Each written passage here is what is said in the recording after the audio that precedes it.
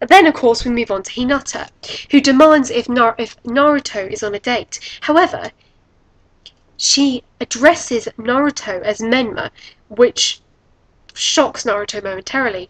And of course, she fists Sakura's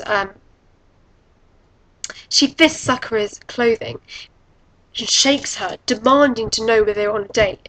And Sakura goes, what? We're not on it. And Sakura is thinking, and obviously Sakura is taken aback by this, and says, no, they're not on a date. It's not like that. And Naruto backs this up, and he quickly breaks the girls up before it can get nasty.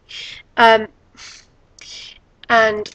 he tells Hinata that that's not what it looks like, and they're just wandering around and they're trying to find this person. And Hinata, though, is having none of it and demands that Menma tells them what he is doing with Sakura, and that, if he is on a date with Sakura, she's going to beat him up. Naruto is trying his best to diffuse the situation, and it's obviously not working. Naruto is very, very taken aback by this, and as probably was everyone in the theatre, I mean, Hinata acting like that. I swear she's done a personality switch with Ino here. And this is further elaborated on later in the film. Anyhow, once that is solved, they meet the other members of the rookies, and as they walk through Konoha, they also meet Ino, Shikamaru, and Choji. Choji's very serious, and Shikamaru is very playful and very silly, and it's about to descend into an argument when Ino stops them and suggests rather meekly that perhaps they should go and have a yakiniku. Yakiniku, or barbecue as it's called in the English version. And of course Shikamaru agrees, and Choji reluctantly goes along with it. But this completely surprises Sakura, especially when they see the dynamic that Team Asuma has, because not only do they look slightly different, they're acting very strange. For one thing, Ino, just like Hinata does, she uses the suffix kun, the honorific kun, for her teammates, which surprises Sakura. But she's even further taken aback when Ino addresses her as Sakura-chan, something that she hasn't done since they were little children. And she's also dressed rather conservatively. She's not showing much of her figure, and her attire isn't exactly made to flatter her figure either, and doesn't show any cleavage, and her hair is down. It's in a low ponytail, and it covers most of her face. And she also has a quirk, a physical quirk, the way Hinata does. Hinata, of course, pokes her two index fingers together to indicate nervousness.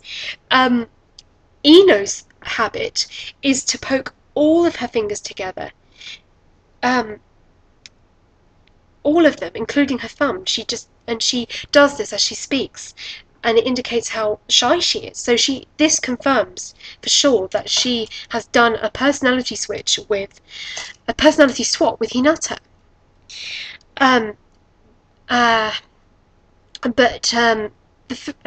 also I neglected to mention that Choji is thin, per the character drawings that you guys have probably seen on the internet. And not only is Shikamaru's face all goofy, his high ponytail is made to look like a kunai, I think. It looks like a weapon anyway. But it just goes to show how silly he's acting. And he's completely laid back, even more laid back than he is normally. So they're off, and they go off and have their meal, leaving Sakura and Naruto very confused. So they, of course, continue their journey through Konoha. It looks more or less the same. There's nothing changed. But then they see the Hokage Mountain, and that really throws them for a loop. I can't remember whereabouts in the movie this happens, but I'll just talk about it as the scenes come to my mind. So they see it and it really throws them out of whack because Minato's face isn't there. It's Sakura's dad. Sakura's dad is the fourth, or was the fourth Hokage. And thus, of course, the implications are obvious then. Sakura is the hero of the village. And yes, this is proved to be true when she gets her own admiring fan base from the little kids in the village who want to grow up exactly like her, and they ask her, you know, how can they become like her, and she just says, to sleep well, to study hard, and to do your best at studying ninjutsu, and to do your best to learn other jutsus. But anyhow, this really baffles them. I can't remember what they do after that, but I do know that once they met their friends, they decide to go straight to Tsunade and Shizune, because if anybody knows what's going on, the Hokage should. So they go to Hokage Tower, but the sight that meets their eyes is anything but reassuring. And once again, as you guys have probably found out from the character drawings that have been released on the internet and on YouTube, again, there's been a physical and there's been a physical swap and a personality swap between Shizune and Tsunade. Tsunade is wearing glasses. She is no longer busty and has a nice figure. She's not as intense as she usually is, but she acts very much like Shizune. Shizune, on the other hand, is wearing lipstick. She's wearing clothes that reveal her cleavage, and she's very well endowed at that. And she's holding Tonton, who's black and looks rather demonic, if I may say so. Definitely the opposite to how he usually is in the series. But they cannot answer their questions about Madara because they don't know who he is.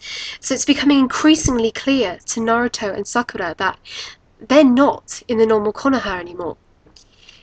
But before Naruto can demand an explanation, who but Minato and Kushina come in. And it seems that they finished a mission and they were investigating something, and this is the straw that breaks the camel's back for Naruto.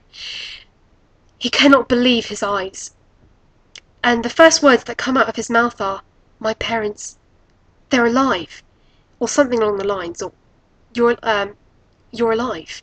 And of course Kushina is furious and slugs him because they've just come back from a mission. He says that. That's the first thing he says to them. Kushin is like, well, what a thing to say. We come back from a mission, and don't say stuff like that. And Naruto is very bemused. They report to Tsunade of the outcome of their mission. They report that Jiraiya has been trying to search for something, but unfortunately failed because he died. But what he discovered, he has hidden away somewhere, and their next mission will be to find them. Somewhere during the film, and again I can't quite remember the order of some of the events, they meet Sasuke. As we all know, Sasuke is very different, and Naruto asks what he is doing in the village, and Sasuke's response is, well, of course I'm in the village, it's my village, is there something wrong with me being at home, or something along the lines. So is there something wrong with me being in my own village? Naruto quickly covers up his mistake by agreeing of course that there isn't, by agreeing that of course there isn't anything wrong with him being there, although in his mind obviously his mind is reeling because his thoughts turn to the fact that he is a rogue ninja and that he betrayed the village. So it's becoming, I think it's dawning on Sakura and Naruto that this Konoha is very different. Things have gone differently here because Sasuke hasn't betrayed them. In fact, he's part of the team and he still considers them his friends. So that's a major shocker for both of them. But anyway, there is a hot spring scene at some point as well. I apologise, there are some scenes I can't remember the order of, but as I said before, I'm just going to describe them as they come to my mind. The hot spring scene more or less goes the way the Naruto manga special one did, but with, of course, the reverse personalities. So when they're in the bath, instead of Hinata being all shy and covering up her cleavage and everything, she's happily showing it, and she's leaning lazily against the edge of the bath, with her lipstick on and all, and something very pretty in her hair, and she remarks to Sakura that she's very plain, something that Sai would say. And Sakura is obviously very shocked by this and a bit annoyed, and of course sinks lower into the water to hide said plain looks. Hinata continues the conversation that she had with Sakura before Naruto broke them up earlier in the film, and says that Menma is hers and to back off, because if they are dating, she'll find out about it and it won't be good. To which Sakura is completely discombobulated, and I think she responds something like that it's not like that, or that's not what it looks like. But anyway, Hinata doesn't like that at all. Meanwhile, in the boys' part of the hot spring, Sasuke is of course with Naruto and all the gang, and they're just the gang of boys who are getting ready to be in the bath. Some of them are already in the bath, and the events are very similar to what happened in the film, except Shikamaru is acting a bit silly, and Kiba, he's got this thing around his head. I think it's to stop the water from going in his eyes, and he plays with it and makes it look like a lion's mane, because it is quite, it's quite intricately designed, so it sort of looks like a lion's mane. And Naruto finds he's having fun, but he's still not quite sure what to think. So that scene is more or less, if you have seen the events of, if you have seen that special manga section, that special manga chapter for Road to Ninja, it won't be anything new, except for the fact that it's Ino who's very shy. And yes, Rock Lee does indeed crash into the girls' changing rooms, but before that, Naruto gets told not to peek on the girls. This reminds Naruto that this reminds Naruto that he should be doing that, because he's learned some of his perverted ways from Jiraiya. And so he approaches the girls' changing rooms with that intention, but it's Rock Lee who beats him to it because he crashes through the changing room walls. Brings the ceiling down, brings the roof down, and crashes through the ceiling in the middle of the changing room. And the one who covers herself up and screams is Ino. It's quite a comedic scene, actually, and she shrinks back and cowers behind Sakura, who asks what Lee's doing there. And of course, it's because he's been training and so on. So there isn't anything new with Lee. He doesn't seem to be that much different.